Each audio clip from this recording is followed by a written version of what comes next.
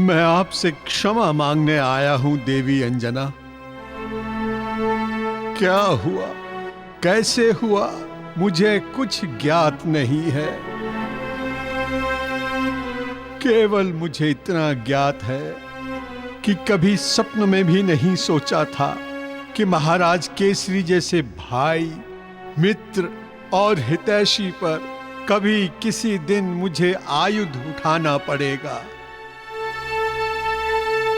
अपराध एवं ग्लानि से भरा हूं, विश्वास कीजिए।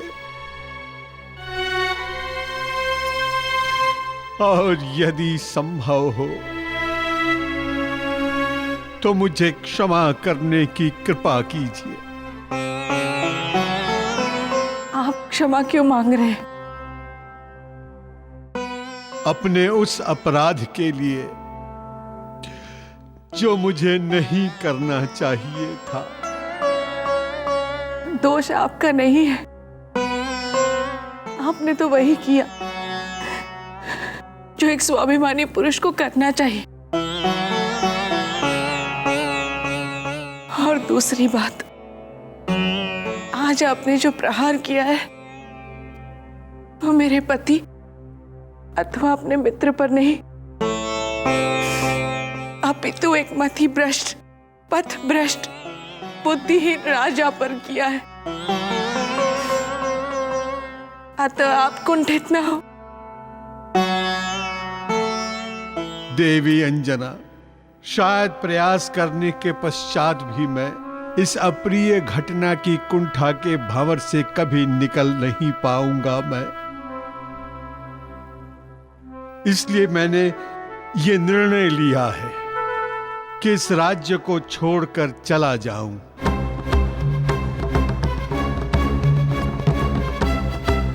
सदा के लिए कहीं दूर। यहाँ जो कुछ भी हो रहा है कि अब तो मेरा भी मन यही कहता है कि इस राज्य को छोड़कर चली जाऊं। किंतु विवशता ये है कि मैं कुछ ऐसे चाहे अनचाहे, देखे अनदेखे बंधनों में बंधी हूं कि चाह कर भी मैं यहां से नहीं जा सकती।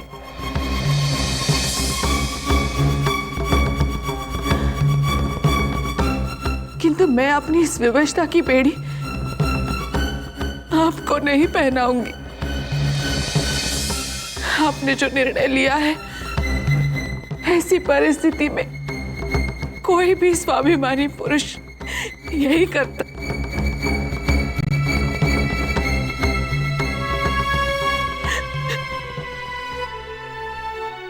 देवी अंजना,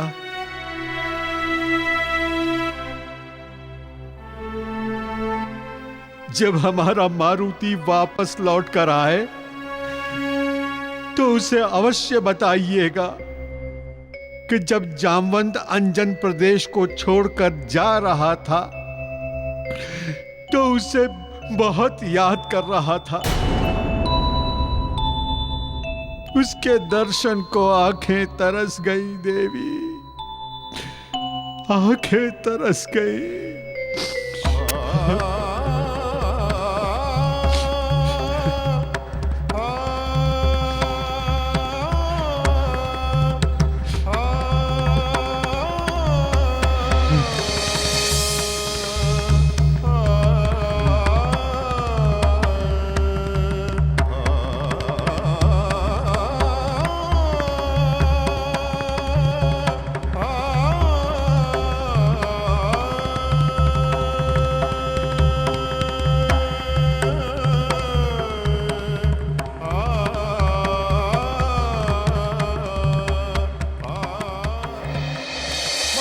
मदन सेन की, महाराज मदन सेन की, महाराज मदन सेन की, महाराज मदन सेन की, महाराज मदन सेन की, महाराज मदन सेन की, महाराज मदन सेन की, महाराज मदन सेन की।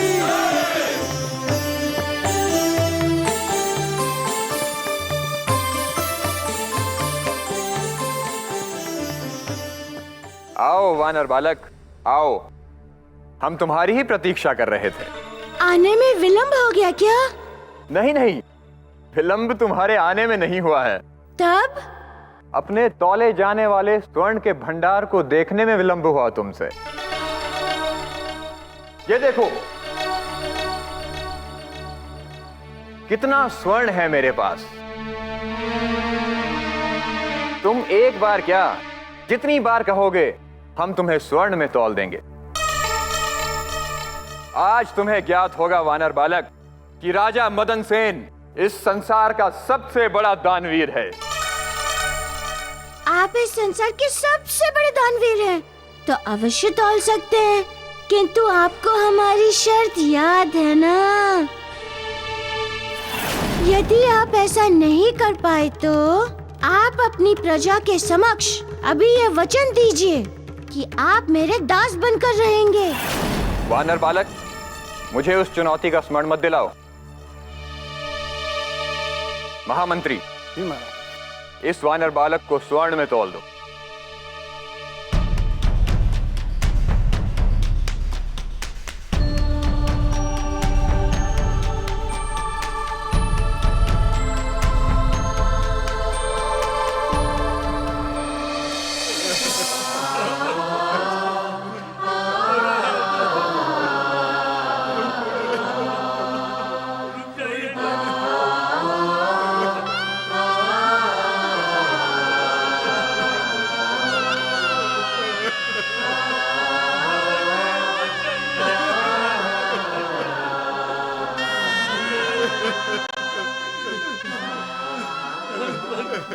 जामवंत जी, आप रुक जाइए।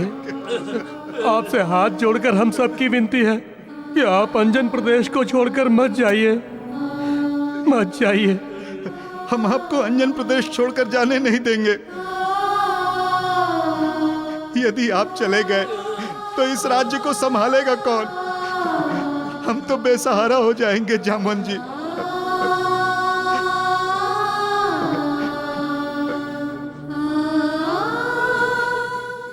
प्रजाजनों, कर जोड़ता हूं मैं आपके समक्ष, मुझे मत रोकिए। अपने आग्रह की बेड़ी मेरे पग में मत डालिए, मुझे जाने दीजिए। आप लोगों की सुरक्षा एवं संरक्षण के लिए महाराज केसरी हैं। आप लोग चिंतित ना हो, चिंतित ना हो।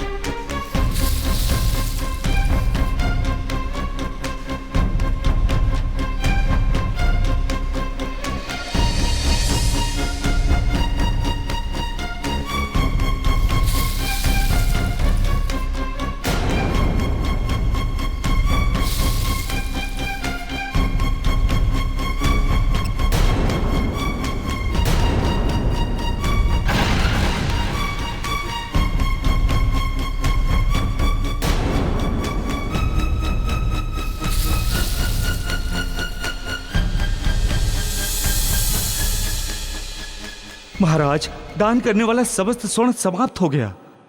धन का एक भी कण नहीं बचा है महाराज।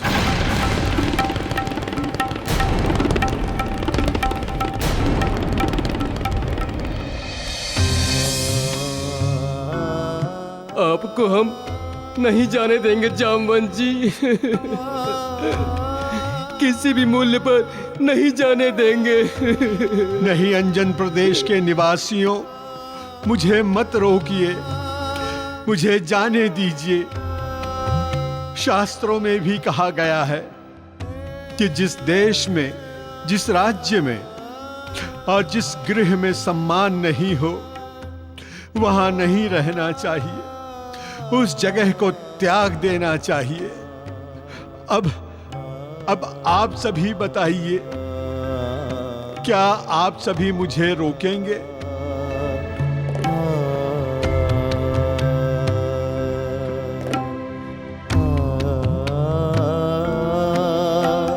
प्रजाजनों, अभी तो मैं अवश्य जा रहा हूं, किंतु मैं आप सभी को वचन देता हूं कि जब भी अंजन प्रदेश को मेरी आवश्यकता होगी और अंजन प्रदेश का सम्मान मुझे पुकारेगा, मैं तनिक भी संकोच और विलंब नहीं करूंगा यहां आने में। हे अंजन प्रदेश के वासियों, मैं जामवंत आप सभी को प्रणाम करता हूं।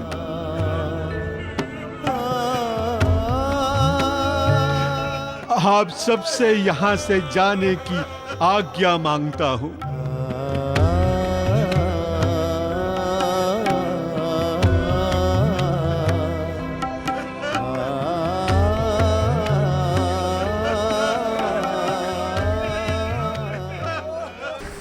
दान करने वाला धन समाप्त हो गया है ना, किंतु राजकोष का भंडार तो भरा है। राजकोष का धन चढ़ाओ। जो आज्ञा महाराज। अभिमानी है मूर्ख राजा, सोने से भगवान तोलता। तुला के एक पलड़े में मारुति, दूजे में सोना रखता जाता। ओ स्वर्ण चमक में अंधा राजा, मूर्ख स्वर्ण की महिमा गाता।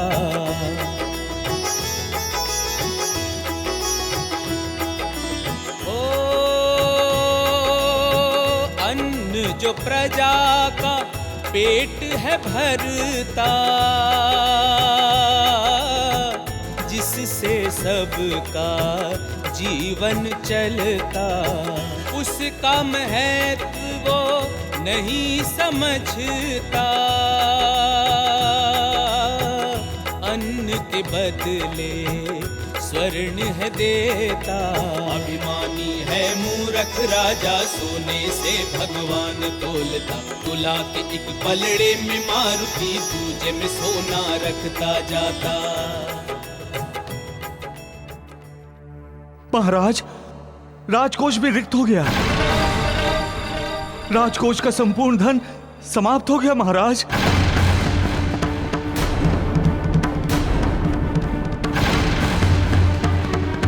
राजकोष भी रिक्त हो गया?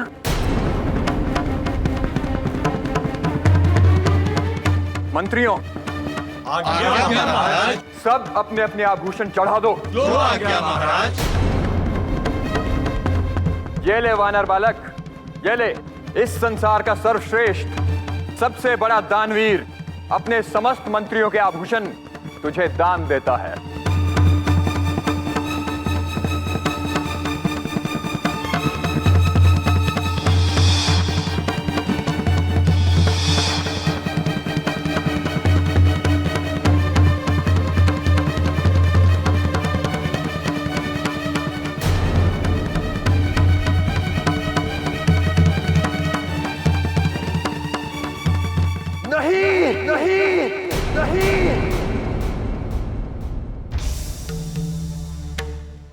क्या हुआ महाराज?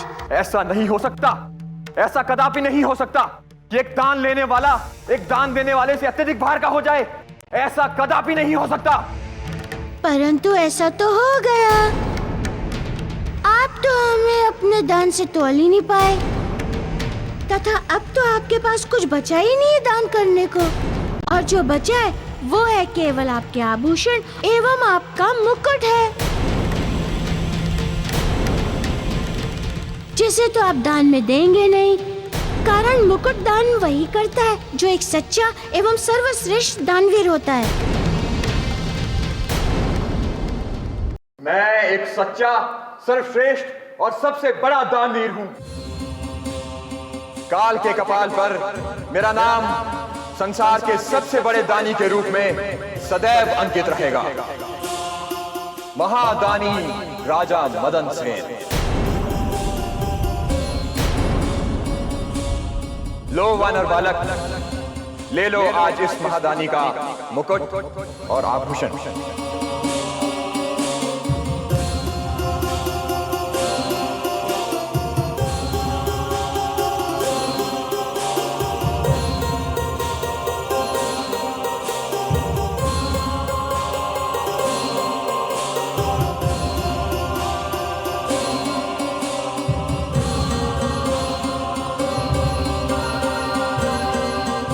नहीं, दानवीर राजा मदन सेन के साथ ऐसा कदापि नहीं हो सकता। आज तक दान लेने वाला पात्र इतना विशाल, इतना गहरा और इतना भारी नहीं हुआ कि उसमें दान देने वाला पात्र समा जाए और दान लेने वाला पात्र फिर भी ना भरे। क्षमा करें महाराज, किंतु ये तो हो गया। अब क्या करेंगे आप? अब तो आपके पास कुछ नहीं बचा। राजकोष रिक्त हो गया, राजमहल आपने दे दिया, राजा का प्रतीक मुकुट आपने चढ़ा दिया। अब क्या देंगे मुझे दान में महाराज?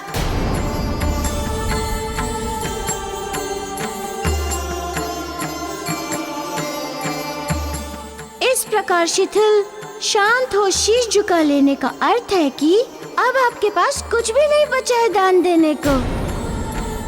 तो व्यर्थ में इस तराजू पर क्यों बैठा रहूं?